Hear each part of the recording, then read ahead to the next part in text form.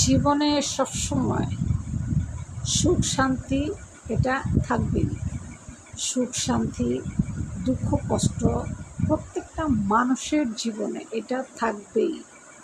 কোনো মানুষ যদি একথা বলে যে আমি সারা জীবন সুখের মুখ দেখে আসছি, দুঃখের মুখ কখনোই দেখি নাই, তাহলে আমি মনে করব সে মিথ্যা কথা বলে।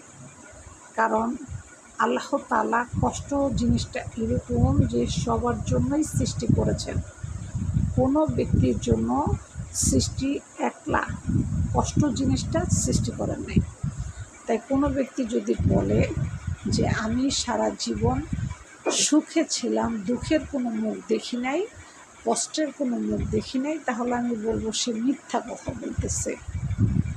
কারণ কোনো মানুষ দুঃখ দেখবে না দুনিয়াতে, সুখ করবে না দুনিয়াতে, এটা পশ্চিমকালে হতে পারে না।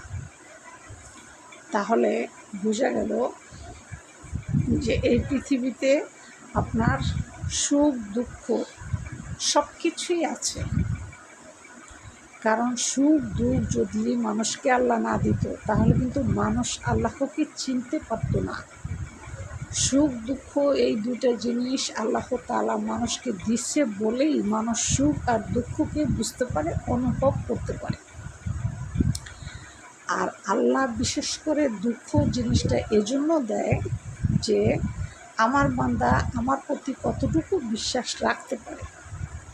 আর সুখ জিনিসটা এজন্য দেয় যে সুখ পাওয়ার পর সে কি আমাকে ভুলে যায় না আমাকে স্মরণে রাখে। এজন্য আল্লাহ তাআলা তাকে সুখ দান করেন। আর সুখ দুঃখ মিলেই মানুষের জীবন। এটা আপনারা কে কে আমার কথায় একমত অবশ্যই কমেন্ট করে জানাবেন। অনেক মানুষ আছে দেখবেন সোশ্যাল মিডিয়াতে আইসা বলে আমার মতো সুখী মানুষ এই পৃথিবীতে নেই। ভালো করে ঘাইটা দেখেন, তার মতো দুঃখী মানুষ এই দুনিয়াতে দ্বিতীয়টা নেই।